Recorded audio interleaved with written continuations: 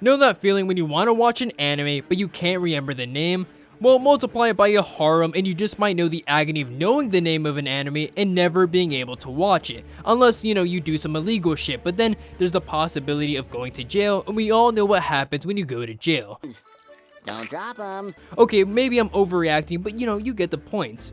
The shows on this list influenced today's anime and never aired in the United States due to it never getting a license or because the company that had the license went bankrupt or let it expire.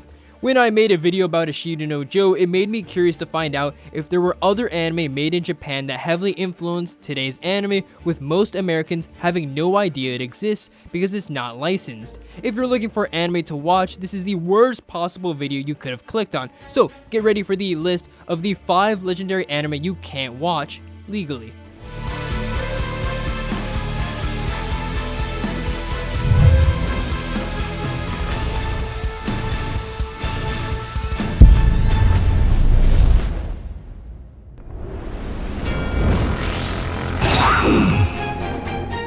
In this world, is the destiny of mankind controlled by some transcendental entity or law? At number 5, Berserk, which might come as a surprise to most of you because it's a much more well-known anime than most on the list. It used to be licensed in the United States, with other versions still being licensed to this date. What happened was Media Blasters, the company that had the original license for this anime, never renewed it because in April of 2012, Media Blasters were listed as dissolved by the New York Department of State. Then the license expired in 2013. To this date, no one else has picked up the license.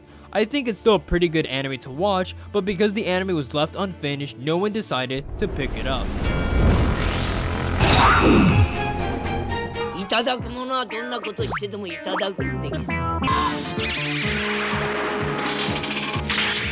For number 4, we have Urusei Yatsura.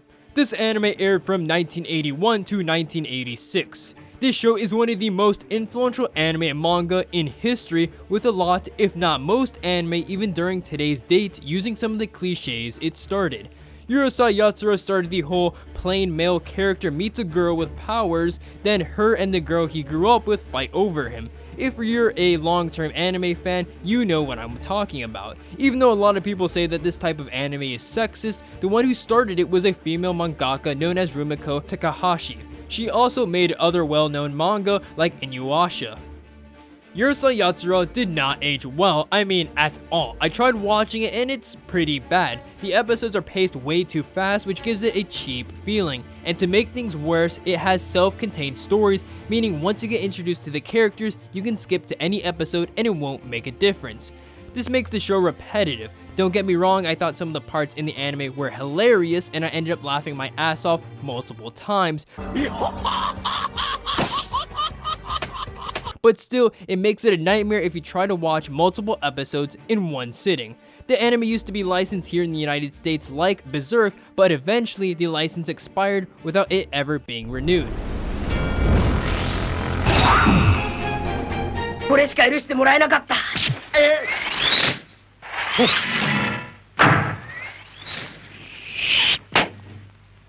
At number 3, we have Kyojin Oh Hoshi. It was the first sports anime to ever air in Japan. It was also one of the most successful anime in Japan, with an average audience rating of 36.7, making it one of the most watched anime of all time as well.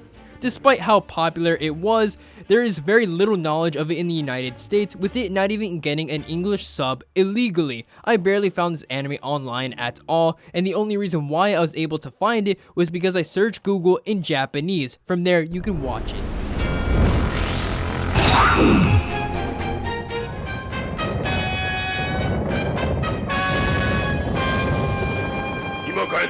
For number 2, we have Sally the Witch, the oldest anime on this list. Sally the Witch is known for being the first magical girl anime and creating a whole genre. Some also say it may be considered to be one of the first shoujo anime as well, which means it was targeted towards the young female audience, which is pretty fucking big. Since shonen pretty much ruled at the time with works like Astro Boy and Speed Racer. This anime carved the way for anime like Sailor Moon. Even though this anime was extremely popular in Japan, it still never got licensed in the United States because of the age of the show.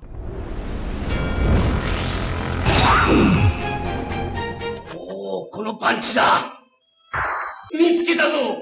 とうとう見つけた。 At number 1, we have Ashido no Cho. This anime is also well known in Japan, and despite that, the show never got licensed in the United States. I mean, the manga was so popular that when one of the characters died, a funeral service was held in an auditorium at Shonen Magazine's headquarters with around 700 fans attending, even though it was held on a Tuesday afternoon.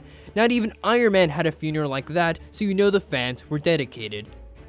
It didn't get a license because Ashido no Jo aired in 1970 and anime was not popular in the United States during that time. In fact, from 1965 to 1980, only a handful of anime was released with its goal to target the male kid audience. Since Ashido no Jo was for teens, it never got a chance. However, the second season did get picked up in 2014 by Crunchyroll. So thank you for watching my video on the 5 legendary anime you can't watch legally.